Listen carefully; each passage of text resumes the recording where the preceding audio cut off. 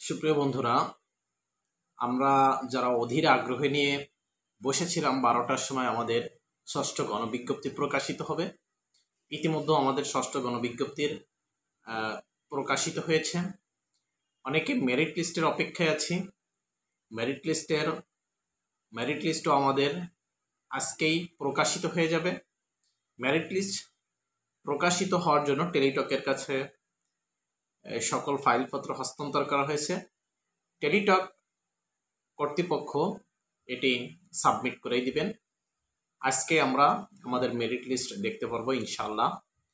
তো আমাদের এই গণবিজ্ঞপ্তির ক্ষেত্রে কি কি এখন করণীয় এবং মেরিট লিস্টের ক্ষেত্রে কি কি করণীয় এ বিষয়ে বিস্তারিত আলোচনা থাকবে। সবাই আমাদের সাথে থাকবেন। যারা নতুন আছেন চ্যানেলটি সাবস্ক্রাইব করবেন।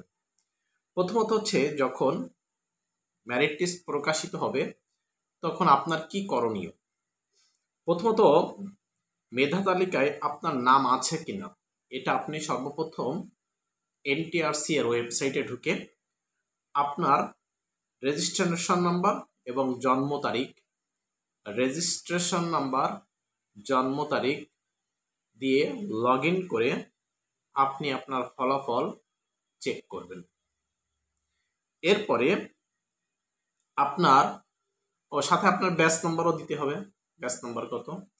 এরপর আপনি কোন ক্যাটাগরিতে পরীক্ষা দিয়েছিলেন, অর্থাৎ সাধারণ, জেনারেল বা আপনার বিষয়ভিত্তিক তালিকা ইত্যাদি আপনি দেখে নেবেন।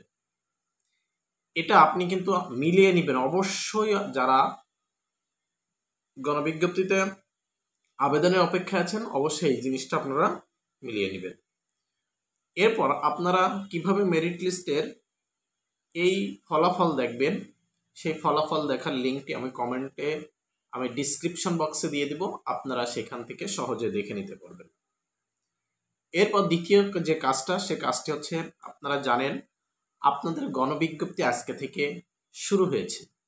সেক্ষেত্রে নির্দিষ্ট যে সময় 22 তারিখ থেকে, অর্থাৎ 22 জুন 2025 থেকে 10 জুলাই 2025 পর্যন্ত এই 15 দিনের মতো, অর্থাৎ 14 দিন, এই সময়টার ভিতরেই আপনাকে আবেদন করতে হবে।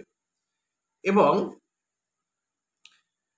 এই আবেদন করার পরে আপনার কিন্তু শিক্ষা প্রতিষ্ঠান যাচাই বাছাই হবে, আপনার পদ যাচাই বাছাই হবে ইত্যাদি।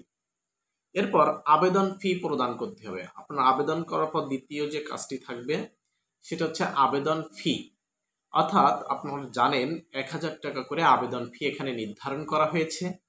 সেক্ষেত্রে আপনার আবেদন সম্পন্ন হলে টেলিটকের মাধ্যমে 1000 টাকা দিয়ে প্রিপেইড টেলিটক সিমের মাধ্যমে আপনি এখানে আবেদন করতে পারেন। অবশ্যই আবেদনের করার পূর্বে আপনি আপনার সকল তথ্য যাচাই বাছাই করে সাবমিট করবেন এবং প্রতিষ্ঠান চয়েসটা সুন্দরভাবে দিবেন। প্রতিষ্ঠান চয়েস নিয়ে আমাদের ভিডিও তৈরি করা আছে, দেখে নেবেন কিভাবে আপনি প্রতিষ্ঠান চয়েস করবেন। নাম্বার কম হলে আপনার করণীয় কি, কম নাম্বার দিয়ে আপনি কিভাবে চাকরিটা নিশ্চিত করতে পারেন, এই সকল বিষয়ে আমাদের এই চ্যানেলে ভিডিও করা আছে। আশা করি আপনাদের উপকার হবে। এবং মেরিট লিস্টে কার কততম পজিশন আমাদের জানিয়ে যাবেন কমেন্ট বক্সে। আমরা চেষ্টা করব আপনার কেমন স্থানে আপনার চাকরিটা হতে পারে এই বিষয় সম্পর্কে আমরা বিস্তারিত বলার চেষ্টা করব এবং আপনাদের যে কোনো জিজ্ঞাসা থাকলে আমাদেরকে জানাবেন। এরপর ভর্তি নিয়োগ সংক্রান্ত, এরপর আপনারা যখন নিয়োগ সংক্রান্ত যে সমস্ত বিষয় আছে সে বিষয়ের কার্যক্রম থাকবে আপনার 10 জুলাই গণবিজ্ঞপ্তির আবেদন সম্পন্ন হওয়ার পর। এবার আসি আমরা, এখন আমাদের গণবিজ্ঞপ্তিতে আবেদন করতে গেলে কি কি ধরনের ডকুমেন্টসগুলো আমাদের প্রস্তুত রাখতে হবে। শিক্ষাগত সনদপত্র, সেগুলো কি কি, এসএসসি, এইচএসসি, অনার্স, মাস্টার্স, যেগুলো আমরা অ্যাপ্লিকেশন কপিতে দিয়েছিলাম। 2 নম্বর রাখতে হবে এনটিআরসি কর্তৃক যে ই সনদটা দেওয়া হয়েছে, এই ই সনদ। 3 নম্বর হচ্ছে আপনাকে রাখতে হবে জাতীয় পরিচয়পত্র বা যারা জুনিয়র শিক্ষক সেখানে জন্ম নিবন্ধন, অর্থাৎ জাতীয় পরিচয়পত্র এবং জন্ম নিবন্ধন, এগুলো রাখতে হবে। এরপরে ছবি দিবেন কোনটা, ছবি দিবেন হচ্ছে অ্যাপ্লিকেশন কপিতে আপনি যে ছবিটা দিয়েছিলেন ওই ছবিটা প্রয়োজনে আপনি ডাউনলোড করে আবার গণবিজ্ঞপ্তিতে আবেদনের সময় এটা জমা দিবেন। তবে একটা জিনিস মনে রাখবেন, এবার কিন্তু কোনো মহিলা কোটা থাকবে না। এরপরে তাহলে আজকের যে আপনার কাজটা, সেই কাজের ক্ষেত্রে আসলে সার সংক্ষেপ কি? সার সংক্ষেপ হচ্ছে, প্রথম কাজ মেধা তালিকায় নিজের নাম দেখা।